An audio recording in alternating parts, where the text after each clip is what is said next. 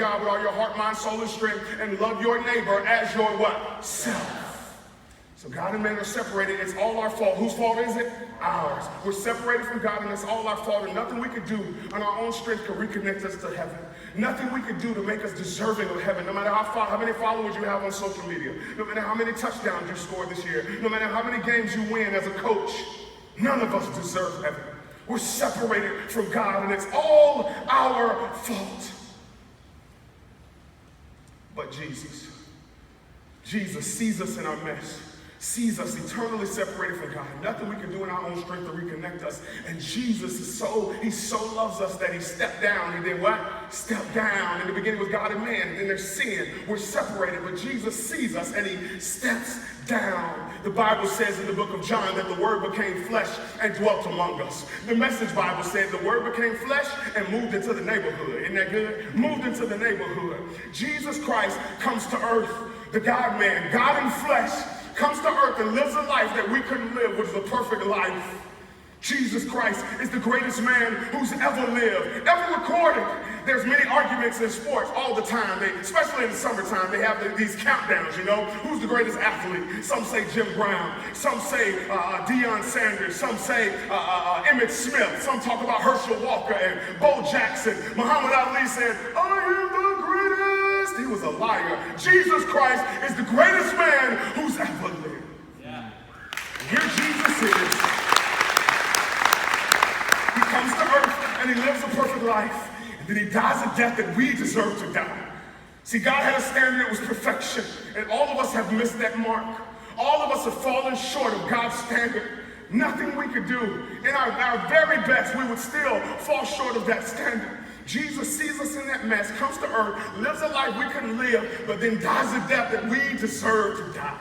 We all admitted that we're separated from God and it was all our fault, and nothing we could do in our own strength that can reconnect us. See, God wasn't going to change the rules. Someone had to pay the price for sin. We have a death penalty to pay. We deserve to die. For the wages of sin is what? Death. All of us deserve the death penalty.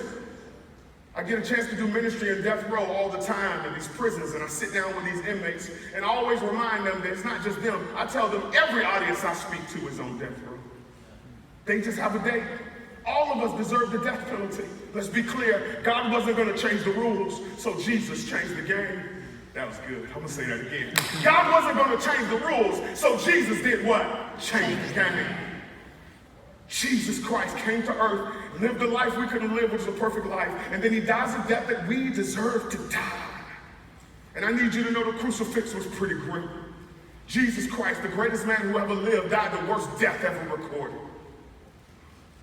They beat him. They spat upon him. They mocked him. The Savior, the great one, the one who loved us so much, who lived this perfect life, died the worst death ever recorded for you and for me. He died in our place and for our sins. Jesus Christ, nailed through his hands and through his feet, pierced in his side, blood and water flowed.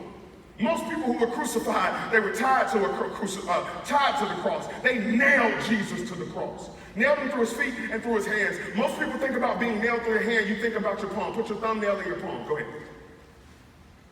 But history tells us because the average weight of a man, if a person was nailed through their palm, the nail would rip through their flesh and they would fall off the cross. Jesus was nailed in what they call the heel of the hand. You and I know that as our wrist. Put your thumbnail in your wrist.